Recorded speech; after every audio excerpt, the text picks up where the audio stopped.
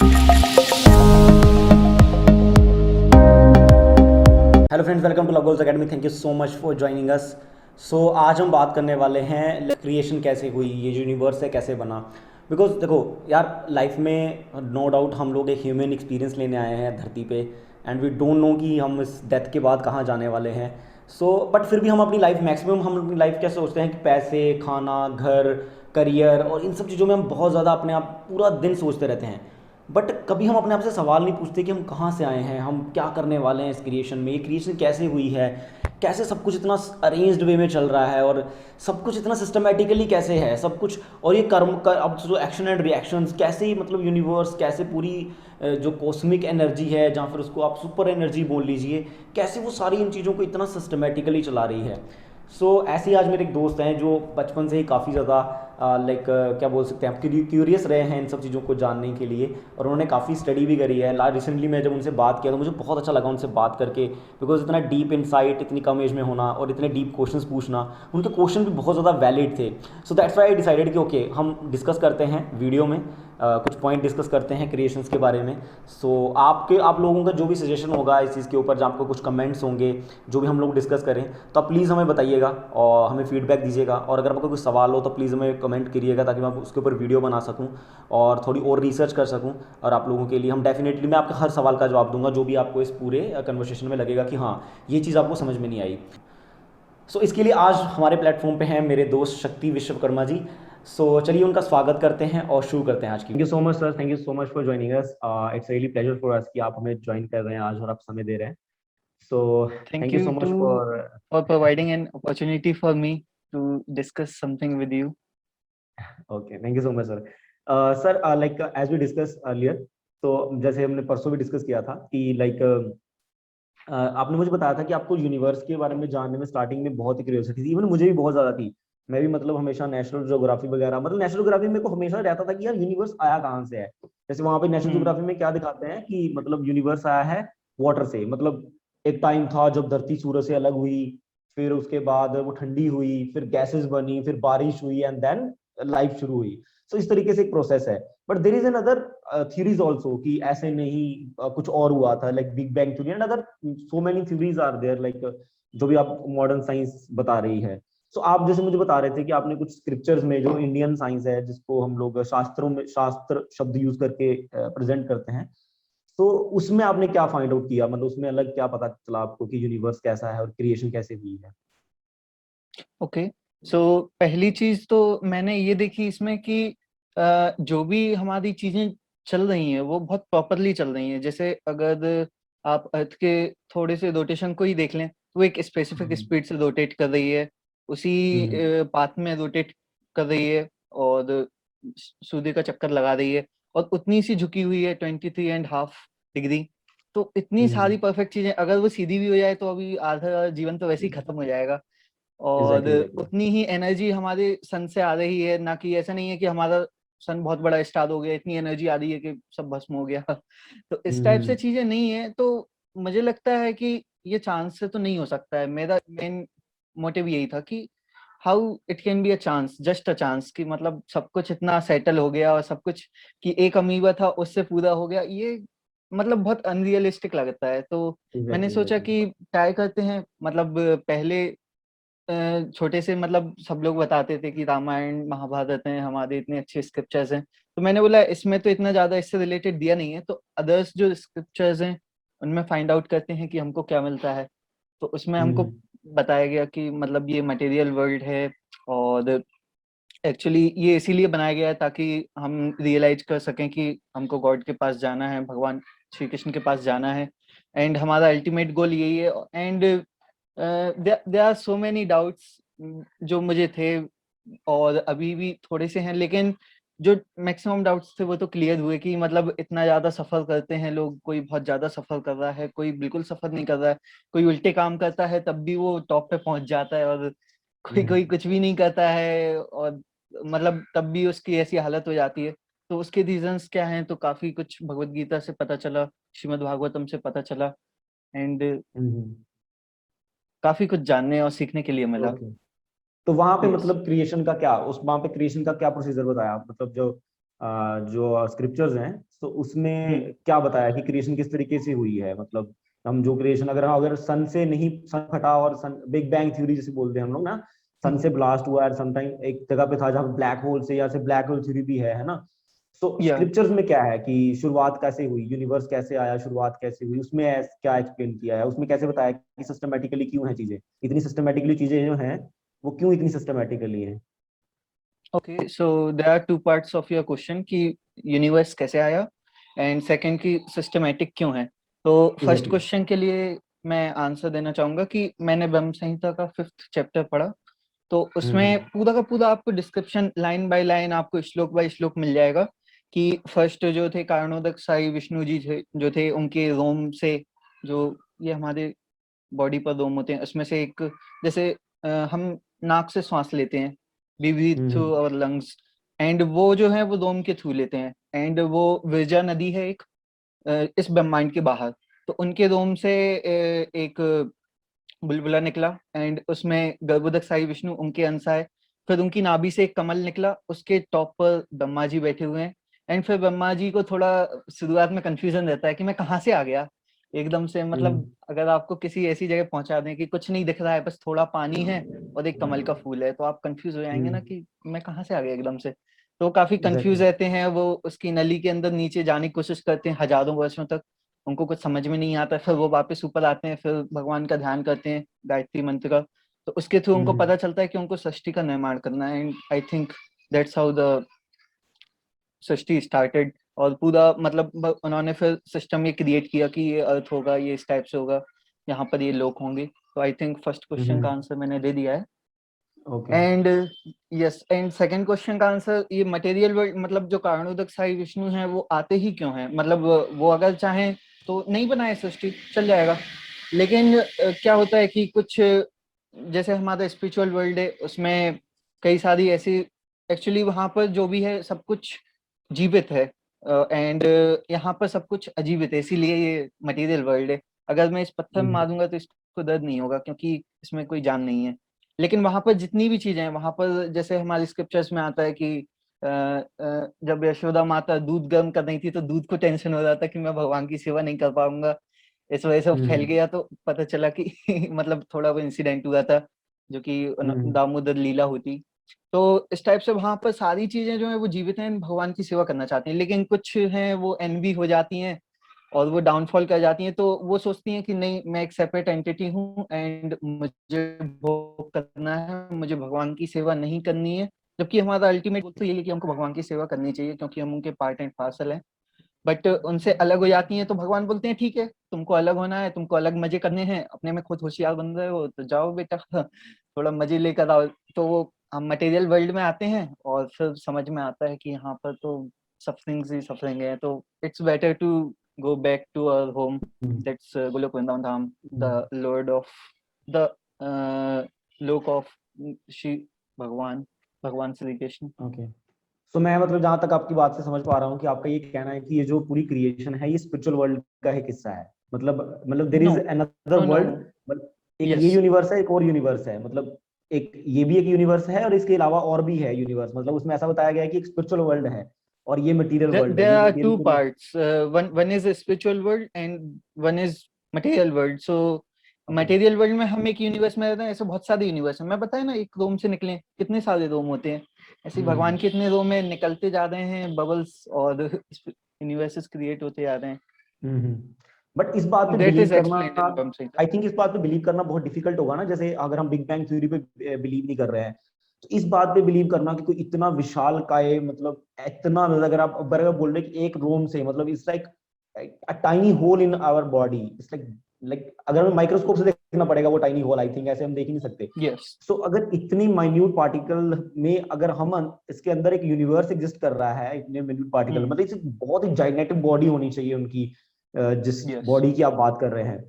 सो Yes. मतलब फिर कहीं ना कहीं लोगों को शक लगता है कि नहीं, this is not real also, because कोई चीज इतनी बड़ी कैसे हो सकती है और उसकी जस्ट एक पोर से इतना बड़ा यूनिवर्स क्रिएट हो सकता है, और फिर नाभि से फूल निकल रहा है and then Brahma ji, and then it's like complete story telling type of thing. Like we are imagining something like, वो okay, there is some flower and then is Brahma and then he go down, और फिर कुछ उन्होंने जादू मंत्र किया and then creation happened.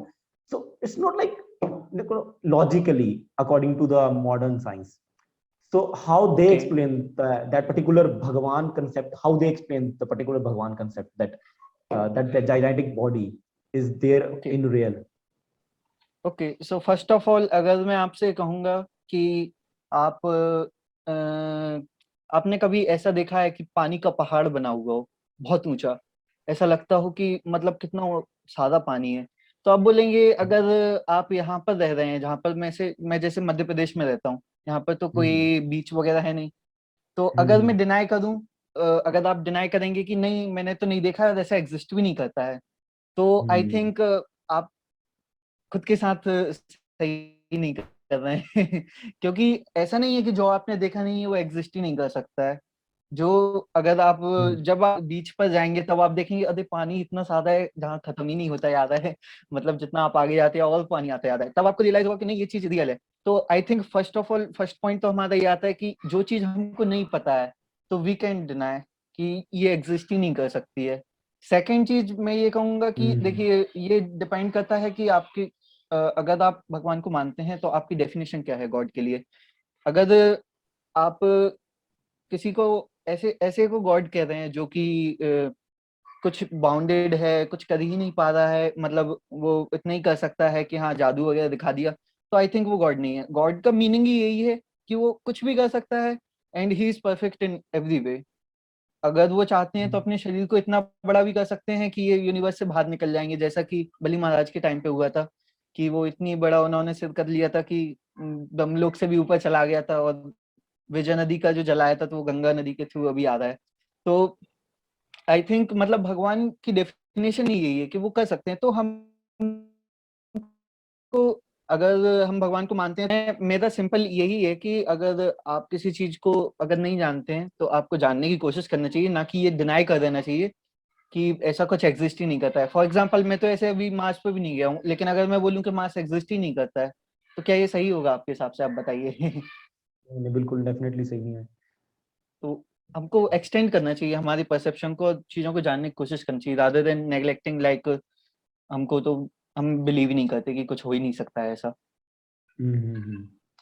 सो जहाँ तक मेरी अंडरस्टैंडिंग है, जहाँ तक मैंने कुछ लोगों से डिस्कस किया है, सो मैंने सुना है कि लाइक स्क्रिप्चर्स में लाइक मतलब काफी डिटेल में चीजें बताई गई हैं, जैसे हमारे पर्टिकुलर यूनिवर्स में कितने अलग अलग लेवल्स ऑफ यूनिवर्सेस हैं, and yes there is a planetary systems, and फिर सी में कितने एनिमल्स हैं, कितने स्पीसीज हैं, परफेक्ट लाइक उन्होंने काउंटिंग दे रखी है उसमें.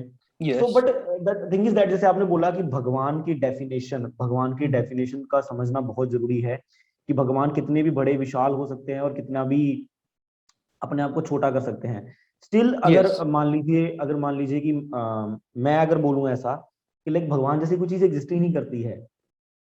आप समझ रहे हैं, लाइक मैं, हम्म जैसे आपने बोला कि अगर भगवान, सो भगवान जब हम शब्द यूज कर रहे हैं तो हम क्या किसको प्रेजेंट कर रहे हैं, मतलब लाइक होता है ना कि जैसे आप हो, आपका नाम शक्ति है, तो व्हेन आई कॉलिंग शक्ति, तो आई एम प्रेजेंटिंग समवन कि ये तो look, he is that person, ये है वो, इसके अंदर ये क्वालिटीज है.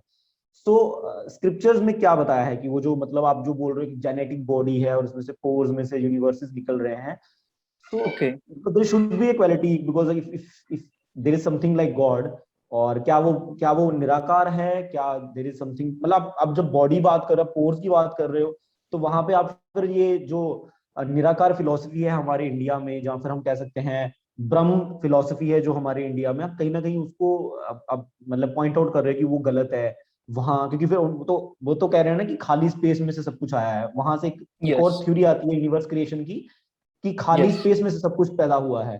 So that is yes also another theory in India which is I think really also famous theory of creation of like universe. So उसको ओके कैसे समझा आपने, मतलब कि भगवान मतलब बॉडी ही है और वो मतलब फॉर्मलेस नहीं है.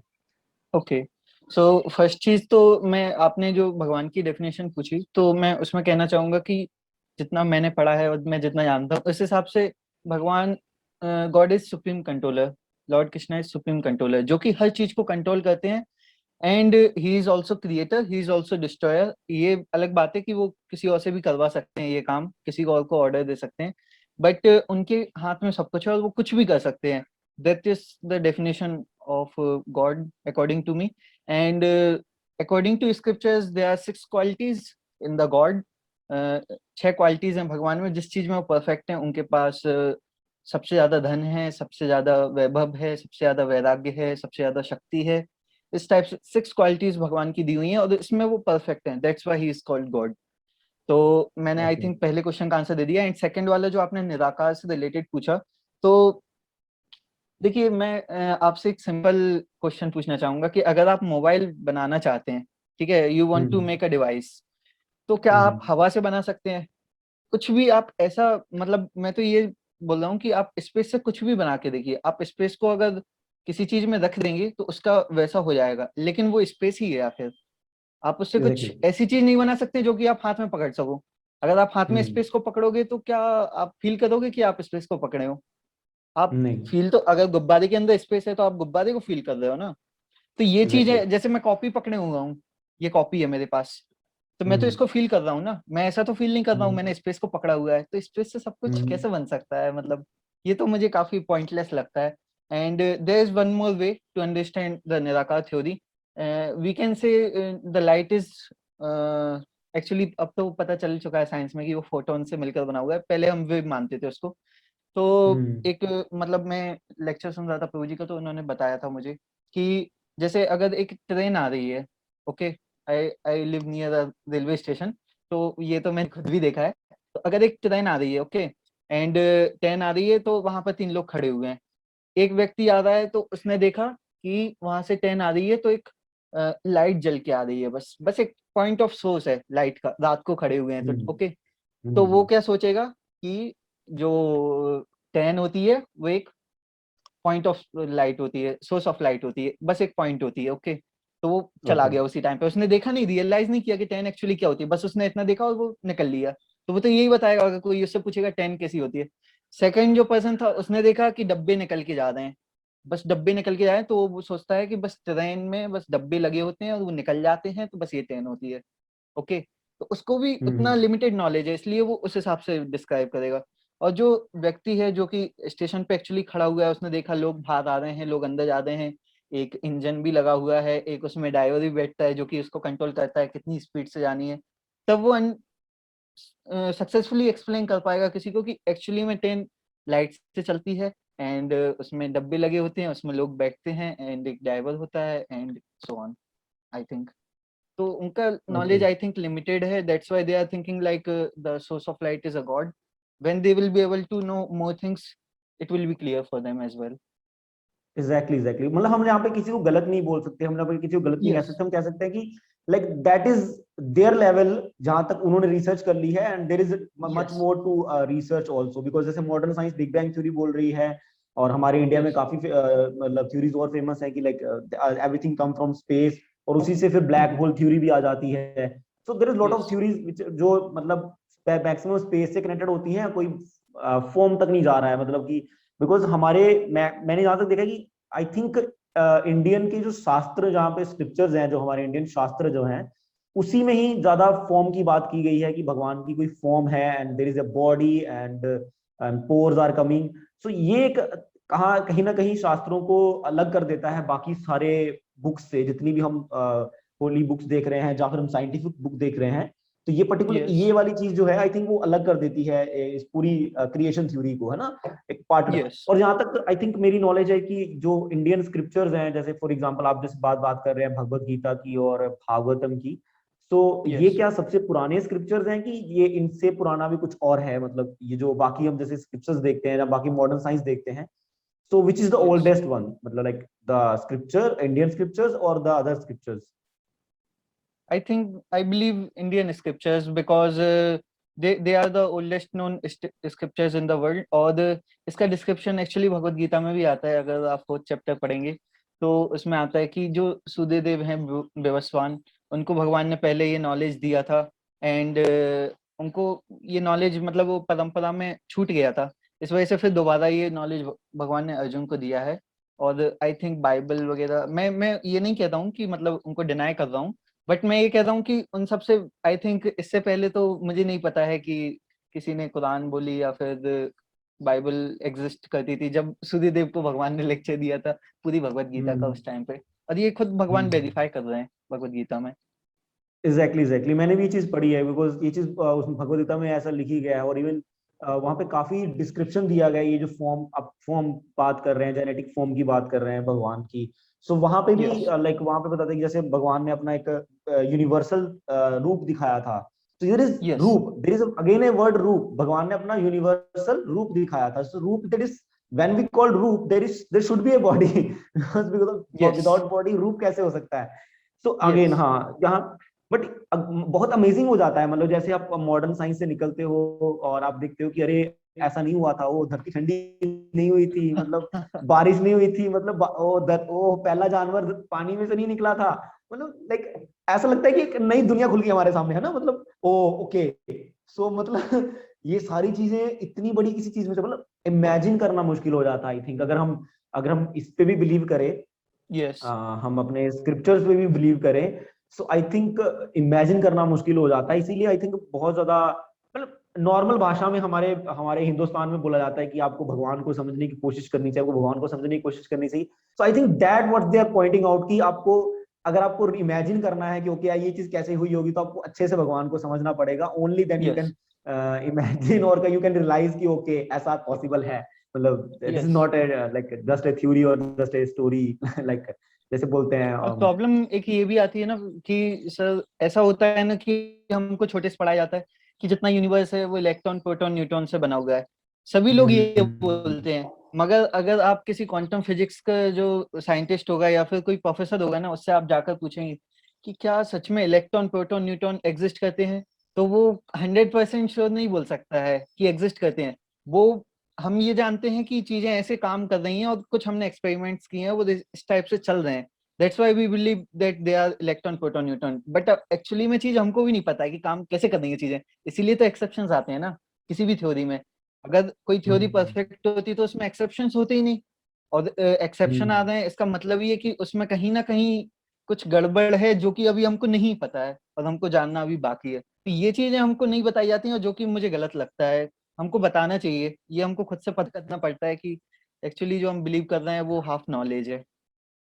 एग्जैक्टली तो ये मैं स्टार्टिंग से आपसे क्वेश्चन पूछता आ रहा हूँ कि स्क्रिप्चर्स में कैसे लिखा है, कि जैसे आपने बोला कि ये चीजें वर्क कैसे कर रही हैं, तो यहाँ पे एक्सेप्शन बच जाती है कि ओके हमें पता नहीं चलता ये जो इलेक्ट्रॉन प्रोटॉन न्यूट्रॉन्स हैं, जो ये वर्क कैसे कर रहे हैं, मतलब ये भी तो यस किसी तरीके से किसी कारण वर्क कर रहे हैं, कोई इनके पीछे रीजन होगा इनके काम करने का, कि जितने परफेक्टली यस ये इतने माइन्यूट लेवल पे इतनी छोटी लाइक पोजीशन तक पहुंच के वर्क कर रहे हैं। तो यस स्क्रिप्चर्स में क्या ये एक्सेप्शन बच जाती है, कि स्क्रिप्चर्स में ये एक्सेप्शन खत्म हो जाती है, खत्म होती है तो कैसे होती है, मतलब उसमें कैसे एक्सप्लेन किया है कि ये सारी चीजें कैसे काम कर रही है, कौन कंट्रोल कर रहा है इनको?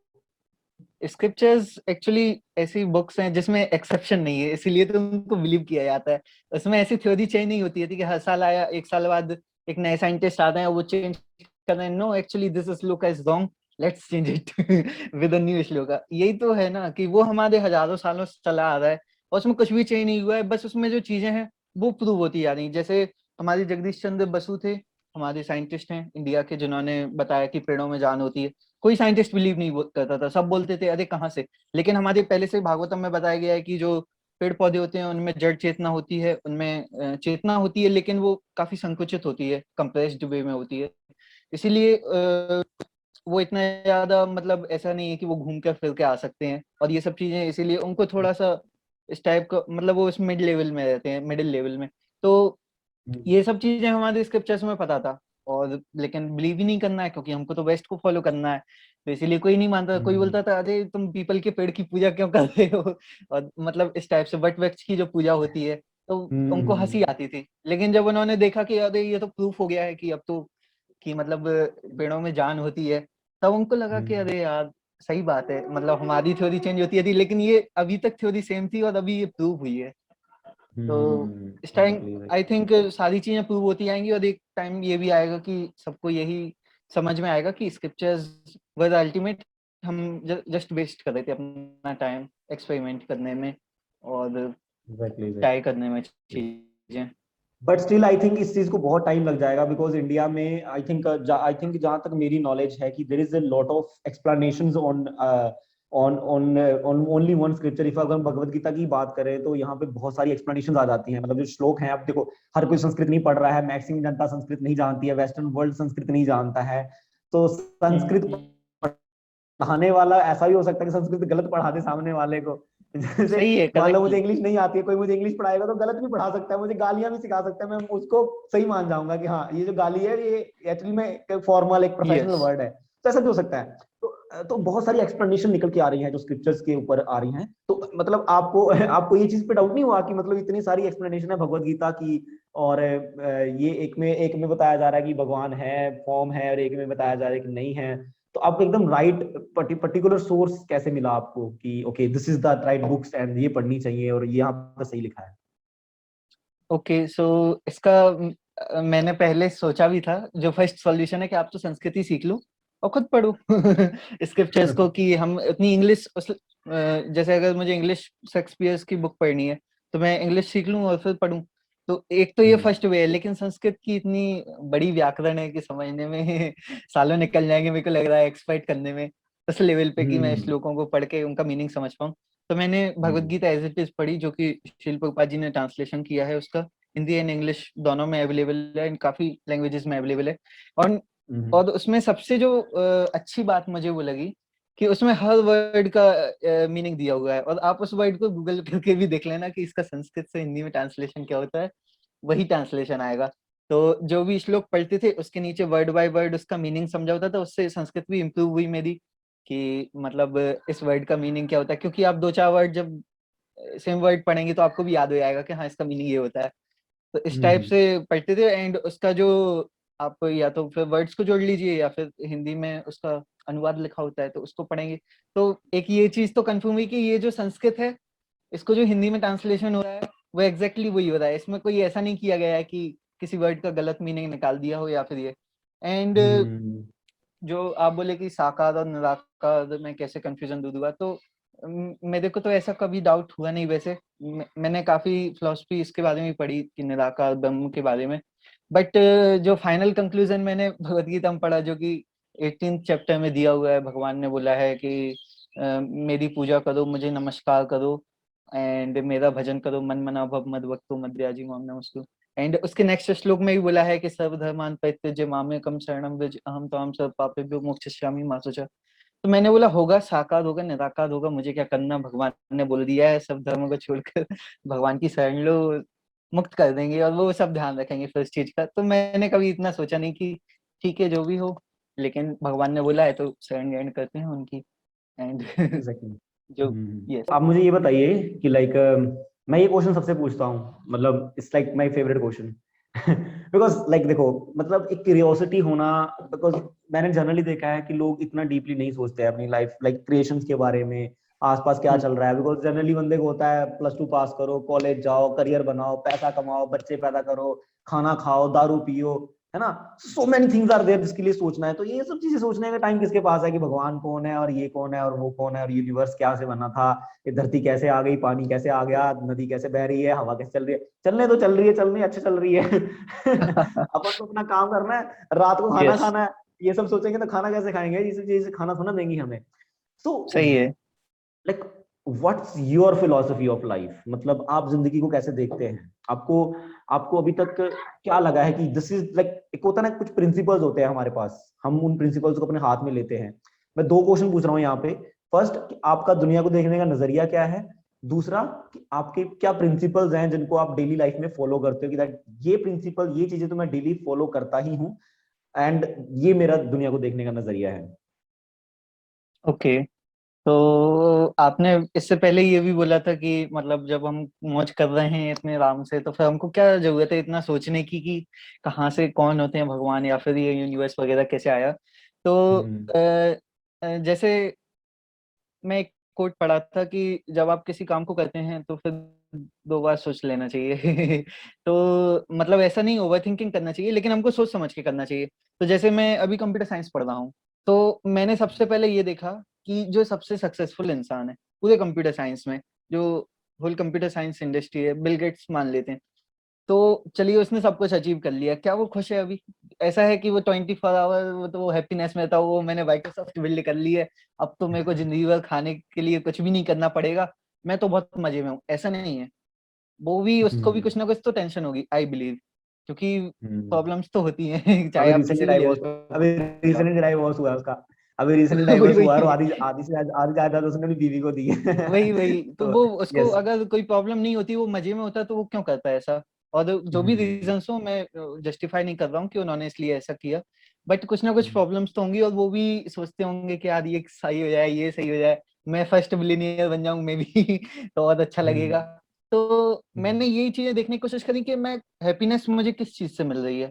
मैं कुछ भी कर रहा हूँ, अगर मैं खा रहा हूँ तो मैं एक लिमिट के बाद खाऊंगा तो मुझे और उल्टा लगेगा कि यार मैं क्यों खा रहा हूँ, उल्टी आने लगेगी। हम्म मैं गुलाब जामुन, जैसे मुझे पानी पूरी बहुत पसंद है, मैं 50 खा लूंगा, 100 खा लूंगा, लेकिन उसके बाद तो खत्म हैप्पीनेस तो मैंने ये सोचा कि मतलब मेरा वे ऑफ लिविंग लाइफ और ये देखने का नजरिया यही है लाइफ को, कि हम परमानेंट हैप्पीनेस को कैसे अचीव कर सकते हैं, और रिसर्च करते रहना चाहिए इसके बारे में, क्योंकि आप किसी भी चीज से, आप तो ये देखिए जो भी आप काम कर रहे हैं उसके जो टॉप लेवल पर है, क्या वो खुश है? अगर वो खुश है तो आप वो काम को करिए, क्योंकि आपको परमानेंट हैप्पीनेस मिलने वाली है।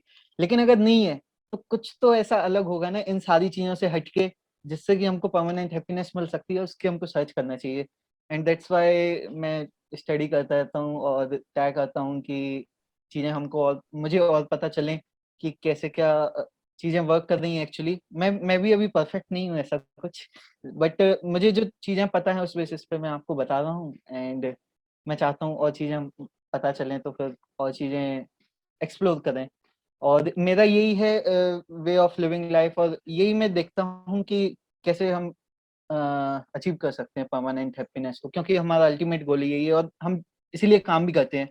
मेरी क्लास में जो बच्चा है वो भी यही चाहता है, वो ये सोचता है कि मैं बस कंपनी में प्लेस हो गया ना गूगल में, तो मेरी जिंदगी की हम्म सारी प्रॉब्लम खत्म। जो 12th क्लास का हम्म। बच्चा है वो सोचता है मैं कॉलेज में आ गया, मेरा नीट में फर्स्ट रैंक आ गया तो बस जिंदगी मेरी चंगी हो जाएगी, एग्जैक्टली। लेकिन ऐसा होता नहीं वो है बोल रहे हैं। जो कि ट्रूथ ऑफ लाइफ है। और हम्म सेकंड चीज आपने बोला कि रूल्स जो रेगुलर लाइफ में फॉलो करते हैं, तो हम्म ऐसा कोई हार्ड रूल्स तो नहीं है, बट ये ट्राई करता हूँ किसी को भी हर्ट नहीं करूँ, एंड जो भी है मैं इस टाइप से करने की कोशिश करूँ जिससे कि भगवान प्लीज हो। ऐसा ना लगे भगवान को कि यार ये क्या कर रहा है, मैंने इसको भेजा था धरती पे इंसान बनने के लिए, ये तो जानवरों वाली हरकत कर रहा है तो इस टाइप से। नहीं नहीं, और बहुत ब्यूटीफुल प्रिंसिपल है आपके लाइफ के, बिकॉज ये दो चीजें रखना आई थिंक बहुत ही आपका हम्बल नेचर शो करता है कि आप कितने हम्बल हो in your heart. So like बहुत अच्छा लगा आपसे आज बात करके, एंड लिटरली इतनी कम एज में इतनी क्यूरियोसिटी होना, सारी चीजों को जानने की बहुत ही कम लोगों में देखने को मिलती है। बिकॉज बहुत ही कम लोग होते हैं जो डीप थिंकिंग करने के बारे में विचार करते हैं कि हमें डीपली सोचना चाहिए बाकी सारे चीजों के बारे में, like like girlfriends and nasha and movies and all these things are those are there, okay temporary that's good, yeah, that's good, that is also kind of life, but there's also something else जो हमें अपने आप से पूछना चाहिए as a human yes being. We have to ask questions to ourselves and to other people that कि ये कैसे हुआ, वो कैसे हुआ, ये क्यों हुआ, because आई थिंक हम छोटे होते क्वेश्चन पूछते हैं, जैसे बड़े होते चले जाते हैं क्वेश्चन पूछना बंद कर देते हैं, बिकॉज हमें लगता है कि हम बड़े हो रहे हैं एंड वी नो एवरीथिंग। अब हम सब कुछ यस पता है, अब हम किसी से पूछ नहीं सकते, बिकॉज आई थिंक जितने बड़े होते जाते हैं हमारे सवाल उतने बड़े होते चले जाने चाहिए, और यस मरते दम तक सवाल नहीं खत्म होने चाहिए। आई थिंक नॉलेज इतनी वास्ट है कि शायद लास्ट मोमेंट तक भी हम कुछ सीख रहे होंगे कि okay okay this this is also yes there, this is also there. So it's yes kind of another experience. तो बहुत अच्छा लगा मुझे आपसे बात करके, और मुझे स्टार्टिंग से, मैं आपसे पहली बार बात किया, मुझे उस दिन भी बहुत अच्छा लगा था, और मुझे बहुत मजा आया था आपसे बात करके, लाइक ओके लोग मुझे भी सर्च कर आपसे रहे बात हैं करके बहुत और अच्छा लगा ओके